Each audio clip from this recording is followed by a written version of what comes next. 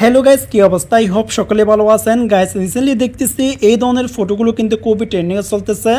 তো আজকের এই ভিডিওটির মাধ্যমে জানতে পারবেন আপনার প্রিয় দলের জার্সি দিয়ে কীভাবে আপনারা এই ধরনের ইউনিক ফটোগুলো এডিট করবেন। তো এই জন্য অবশ্যই না টেনে সম্পূর্ণ ভিডিওটি দেখবেন, কেউ ভিডিওটি স্কিপ করবেটা দেখবেন না।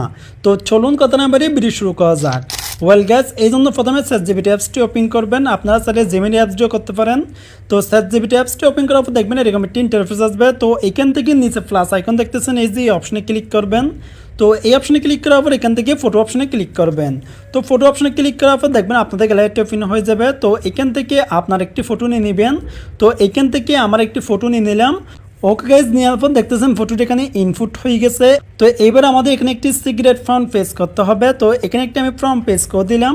তো এই ফর্মটি আপনারা এই ভিডিওর নিচে ডেসক্রিপশনে পেয়ে যাবেন, ওখান থেকে কপি করে নিতে পারবেন। তো ফর্মটি পেজ করার পর এখানে আপনাদের একটু কাস্টমাইজ করে নিতে হবে। তো এই জন্য স্ক্রল করে একটু উপর দিকে চলে আসবেন। তো উপর দিকে আসার পর এখানে একটি অপশন পেয়ে যাবেন নেম নামে। এই অপশনে ক্লিক করার পর নেমটি এখান থেকে কেটে দিবেন। তো কাটার পর এবার এখানে আপনার নামটি লিখে দিবেন। তো এখানে আমি আমার নামটি লিখে দিলাম। তো লিখার পর এখানে জার্সি নম্বর পেয়ে যাবেন। এখান থেকে আপনাদের পছন্দ মতো জার্সি নম্বরটা এখানে দিয়ে দিবেন।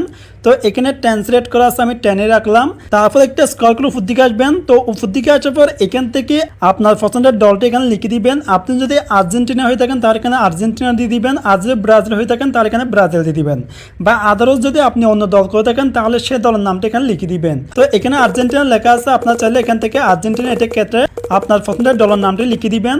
তো এখানে এতটুকু কাস্টমাইজ করার পর নিচে সাইন অপশন দেখতেছেন, এই যে অপশনে ক্লিক করবেন।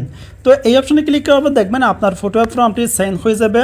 তো এখানে দেখবেন একটু পর আমাদের আর্জেন্টিনার জার্সি দিয়ে বাইরের ফটোটি জেনারেট করে দিবে। তো আমি কিন্তু আগে বলে দিলাম, আপনারা যে দল সাপোর্ট করেন সেই দলের নামটা এখানে শুধু পরিবর্তন করে দিলে হয়ে যাবে। সেম প্রসেসে আপনারা যে কোনো দলের জার্সি দিয়ে আপনারা এই ধরনের ফটোগুলো এডিট করতে পারবেন। তো দেখতেছেন নিচে প্রসেস চলতেছে, এখানে আপনাদের 1 মিনিট সময় লাগতে পারে। এটা হচ্ছে আপনার নেট কতটুকু স্পিড এটার উপর নির্ভর করবে।